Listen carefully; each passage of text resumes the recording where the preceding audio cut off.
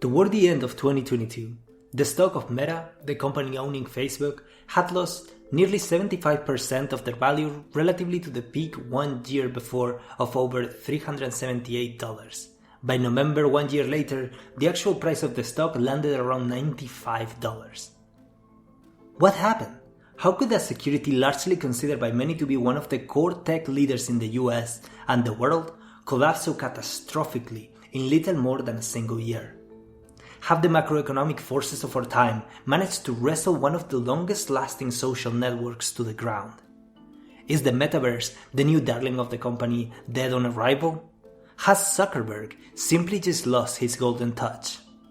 Today we will answer all of those questions here in Rebel Economics.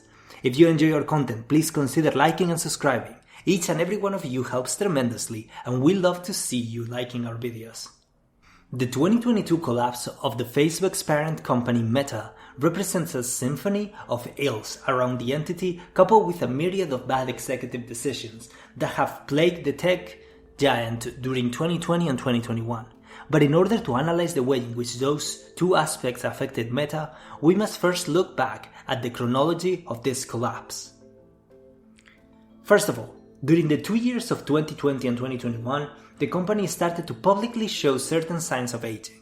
When it comes to social networks like Facebook, the replacement of new users is fundamental, and the key to do so is always being on top of mind for young customers, ideally in the range of teenagers and 20-somethings. The reason for this is that if young consumers get using the app, then their internet habits become intertwined with the content offered by the platform, from watching the news to buying products to crafting their online presence. And while Facebook had done an incredible job at this in the early 2000s and even the 2010s, the rise of alternative platforms like Snapchat, Instagram, and now TikTok wrestled young users away from the platform, primarily in Europe and the Americas, with young consumers coming to regard the platform as old and not wanting to be in an environment where their parents and grandparents were there too. Of course, this was not the only reason. As the figure of online influencers solidified, creators flocked to environments where growth correlated with income, like YouTube, TikTok, and Instagram. But essentially, this spelled doom for the old social platform. In just the turn of a generation, Facebook had lost hold of most millennials and Gen Zs. Their stronghold on boomers will keep them alive for a few decades, but the future is murky, and stock growth is all about the future. At this point of weakness, the wolves came to feast on Facebook's body. Apple published its security update to iPhones that will allow users to select whether they want to be tracked by apps such as Facebook, which generally hurt the blue tech giant, since the whole operation hinges on hyper-targeted ads based on user data. In other words, Facebook needed to diversify and modernize for a world that had largely forgotten the brand. Boomers disliked being tracked and sold stuff, millennials were reacting negatively to their parents being in the same online space as them, and Gen Zs basically ignored the blue social network. And it was at this point when two things happened. The events of 2020 and 2021 precipitated the advent of a much harsher economic climate, exemplified by high inflation and a risk of recession, and the pivot of the company from Facebook to Meta. The whole point of Meta was to develop essentially a new internet, a new metaverse, controlled and operated by Facebook. Mark Zuckerberg calls it the, quote, successor to the mobile internet, end quote. A set of connected environments and applications where the users can essentially craft their lives, from making friends to working to get entertainment and education. And I must say that in a vacuum, the creation of Meta makes certain sense.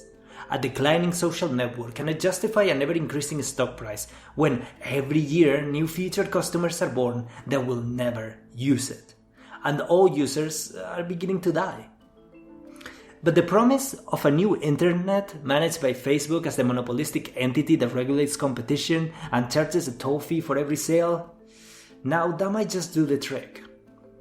The problem, though, is that this is largely what brought the early collapse of the stock at the end of 2021. Think about this from the stockholder's perspective. In the beginning of 2021, you're the proud owner of a large set of stock from a money-making machine who is all but guaranteed to make exorbitant profits every year. as it takes money from advertisers and shows ads to users. Yeah, you know it's not growing as much, but boomers are still a key demographic since they have more money to spend than almost any other cohort, and the next 15 to 20 years seem like a good and healthy way of securing your money in the stock, reap some increase in value, and put your feet up. But suddenly, the economic climate changes. Rampant inflation threatens your wealth in a way it didn't before. With an inflationary pressure of 8%, a gentle return on capital just won't do. You need a winner. Also, have you heard that the Fed keeps raising interest rates? You know that could mean after a decade of low rates. You're scared, but decide to endure and remain on the stock. After all, it's a safe bet. It's not like they're gonna decide to bet in the future of a technology that might, but probably won't resurrect the company. And then Meta happens. Facebook evolves in a single day from a safe stock with sky-high profit margin and endless cash flows into a money pit. Essentially a publicly funded, enormously big startup. Zuckerberg is also very clear about his objectives. The future of this company is the metaverse, not the old and boring Facebook. So, now a new breed of investor is drawn to Facebook. The risk takers, the ones that don't desire a smooth and healthy rise but want a 5x in value. And this is the quiet death of capital investing. A divided stockholder base, a diverse risk profile. Like a person with two souls, one must give away to the other for any meaningful life to be lived. And so, under the copious evidence of Facebook's truly being left in the past and Meta becoming the horizon of their fortunes, many risk-averse investors decided to sell, triggering the early collapse in the first months of 2022, when the stock lost about half of its value in just 3 months. The damage was done. The unclear evolution of the metaverse towards the solidified concept made even the risky investors nervous. The collapse of the crypto space somewhere around the middle of 2022 also dealt another blow to the project, seeing as cryptocurrencies and NFTs were to play a crucial role in realizing the economy of the metaverse, as well as guaranteeing private property in the digital space. And then, towards the second quarter of 2022, the US enters a technical recession, and the markets do what they do best. They overreact and wipe out billions of dollars in value of previously considered safe investments. The logic goes something like this. High inflation requires high returns to shield one's wealth from depreciation, but the risk of recession scares investors, which smothers the few chances of growth sustained enough to weather the inflationary pressure, and look for safer alternatives and financial products to somewhat shield their money. Meta is only at this point reaching the apex of its expenditure in developing the metaverse.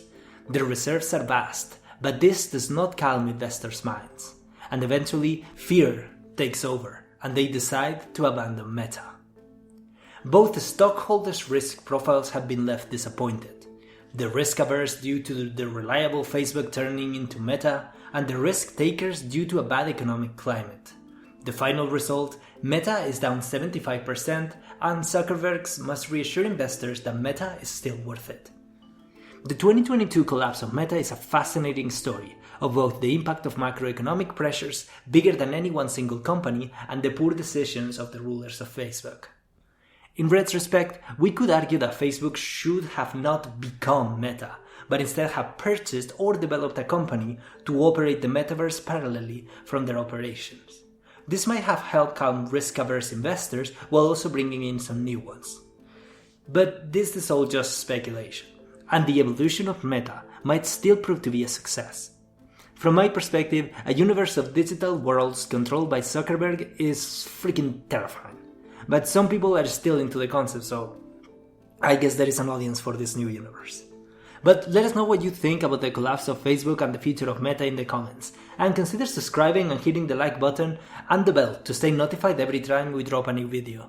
And with all of that being said, I will see you in the next one.